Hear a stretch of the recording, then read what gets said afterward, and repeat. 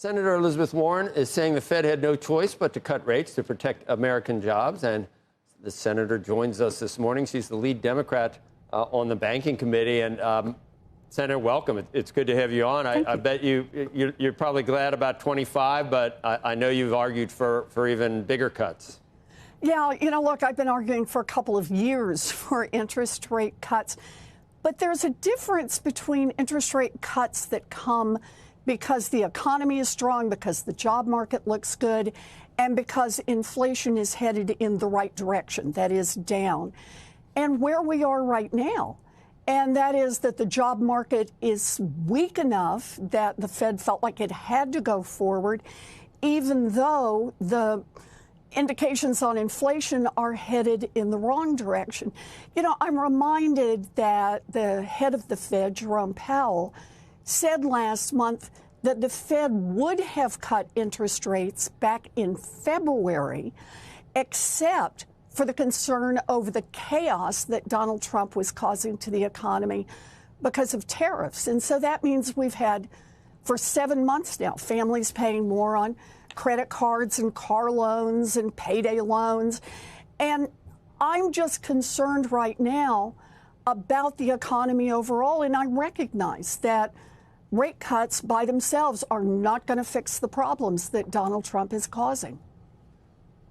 We had, Senator, and I thought about it yesterday when I knew you were going to be on. I asked this question to the leader Jeffries when he was on. I'm going to give you a shot at the same question, and it'll take me about 30 seconds, but I'll be as quick as I can. The inflation rate of 2.9 is still above where the Fed would like it to be, but it was as high as 9% under Joe Biden. Right. The labor market may be showing signs of weakness, but unemployment is still 4.3%. Real wages are finally growing. The Dow, the S&P 500, and the NASDAQ are all hitting record highs.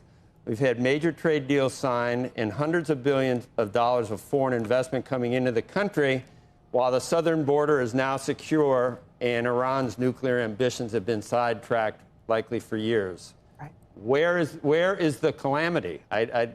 What would you point to? So look, I want to make 2 points here. The first one is the Fed and the rate cuts in the economy is all about direction.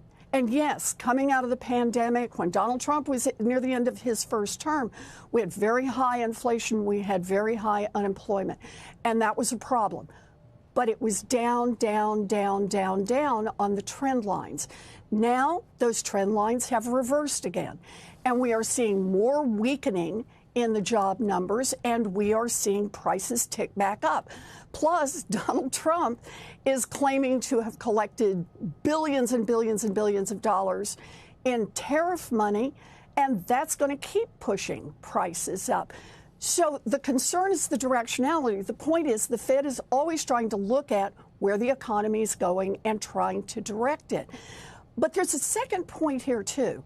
And I appreciate that Wall Street is doing very well, that we're watching incomes go up for a lot of folks at the top. But you really need to be looking at the numbers for what's happening to the rest of America. Look how big the consumer debt load is right now and how it has grown by $4 trillion over the past 6 years. This is not pandemic money. This is coming out now. More and more families cannot make it to the end of the month without borrowing money. Look at what's happening right now with car loans. More people are in default. More people are seeing their cars taken away.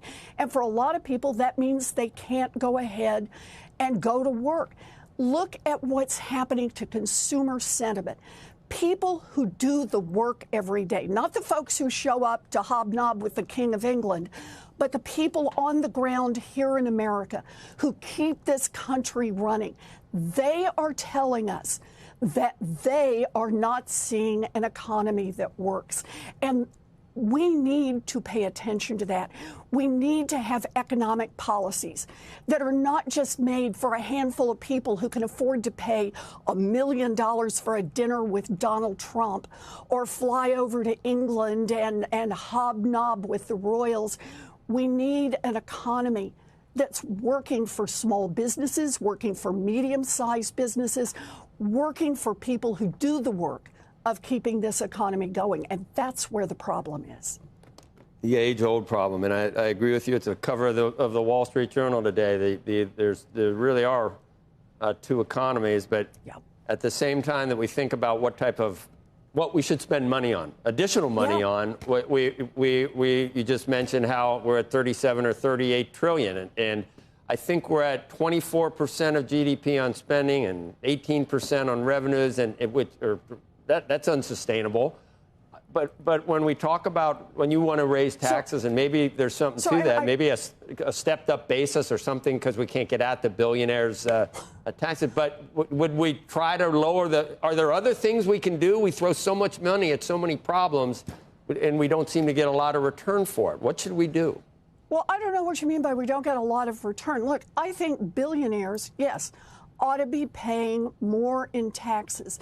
I think that right now, the idea that Jeff Bezos pays taxes at the same rate as a Boston public school teacher makes no sense at all. I think the idea that billionaires, really, taxes are optional for many of them because they just borrow against their wealth and then use a stepped-up basis when they die for their families. So taxes never get paid on that. But remember what the Republicans are doing right now. A year ago right now, Donald Trump was saying to everybody who would listen, he would lower costs for American families on day one. On day one. Those were his words. He didn't say he was going to lower costs for billionaires. He said, I'm going to lower costs for your family on day one. And where are we? The cost of groceries is up. The cost of utilities is up. The cost of real estate is up. The cost of health care is up. And what's been the response of the Trump administration? Well, part of it has been the tariffs to drive up costs even more. But the other part, the big signature achievement, has been that the Republicans and Donald Trump have cut health care from 15 million Americans, and they are driving up costs in the health care system literally for everyone. Even if you don't have Medicaid, even if you don't have an ACA subsidy, if you have health insurance starting next month, thanks to the Republicans, you will be paying more. And why did they do all that? So that they could give tax cuts to a handful of billionaires. That's not how we make this country work better. I think everyone, in the original tax cut, everyone did get a cut, maybe more crews to be. Can I ask you about some of your comments last week? It had to do with, I don't know what we should do with the country right now, as divided as it is. And both sides, I guess you would argue, share some of the blame. But if we just hear constantly from your side of the aisle, fascist, dictator, rapist, just on and on and on, this incendiary language, don't both sides have to take some of the blame for this environment that we're in terms of, I mean, I don't know what you'd call this, where we are in terms of political violence and even assassinations. But do you think, it didn't sound like you wanted to cool the rhetoric when I heard your comments last week. I'm always glad for people to speak calmly, to speak about facts. I'm very much in favor of that. But the key thing, I want to say it, I can't say it enough. Violence is never the answer. And no one, does make any difference what your political views are, no one should be encouraging violence, because violence is never, ever, ever the right answer.